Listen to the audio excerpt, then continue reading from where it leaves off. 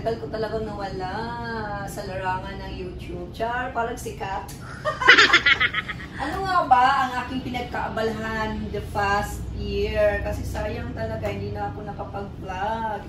Ang dami kasing mga naganap sa ating mga buhay. Pero, guys, I'm finally back. Yeah, so ito talaga ang aking pinagkaabalahan this few months. O, diba? Ako ay isa ng tindera at nagdi-deliver ng mga sabon. Ano ba yung product na yan? So, I'm here to introduce to you our new product, guys. So, ito siya, si Hamisco. Hamisco Bleaching Whip Soap. Yeah, kung kayo ay na-curious sa aming product, ito ay available sa aming TikTok shop, and meron din kami sa Shopee and Facebook and everywhere you can search yan. So, Miss Amori. Yes. Ano na ang kanilang i-expect sa ating mga products? Of course. Ano pa ba ang product aside sa Huwag kang magbisaya kasi ito ay isang Tagalog. Ano, magbisaya. Katong membership, 14 daghana. Ang tunami sa Cebu. Nag-is-in-ar pa po mo dito sa Cebu. Yan guys, yan. Kasi bakit daw hinayaan ang channel? Oh. Pero don't you worry, kasi ito naman siyang magdadala sa atin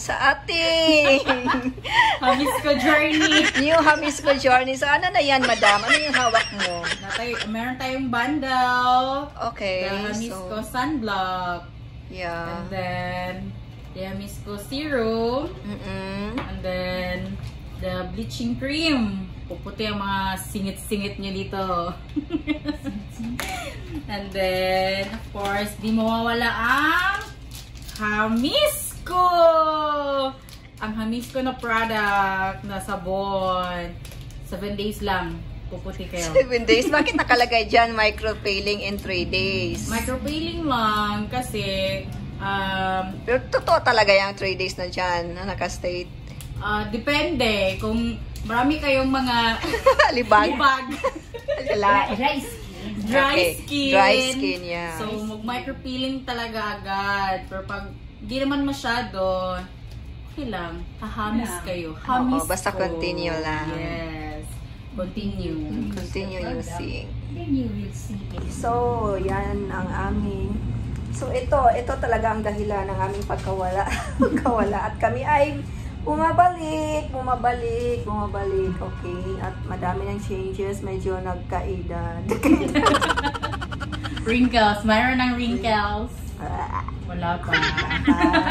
Yeah. So, guys, kung nais nyong mag-try ng mga new product. Kasi, diba, sa totoo lang, ang dami naman talagang existing na mga sabon sa market at madaming mga super sikat, na hindi na ko na-mention. Yung mga malakas, pinakamalakas. Kami naman ay lalakas. Lalakas naman. Honestly talaga, hindi kami nag-joke. Ang pinaka-effective talaga is the soap. Yan, so, nandito nakalagay na micropeeling in 3 days. So, as per sabi ni Miss Amori, pag micropeel ka na, nahulog. Madami kayong cut na yan. Sige. So, it's true na nagka-stay dito micropeeling in 3 days. But, if ever naman na medyo super, na yung skin nyo, hindi natin siya mag-micropeel. Pero yung mga first time pa nagagamit ng mga whip soap, ganyan, bleaching. So, expected talaga na may mga dead skin na matatanggal, ganyan. Pero what's good with this soap is so gentle and so mild na kahit ibabad mo ng 3 to 4 hours or even overnight, hindi siya magkakause ng dryness. Promise. Oo, talaga. I-check out nyo na! Saan ba nila i-check out? Saan sila mag-check out? Of course, sa Shopee and TikTok. Magla-live kami.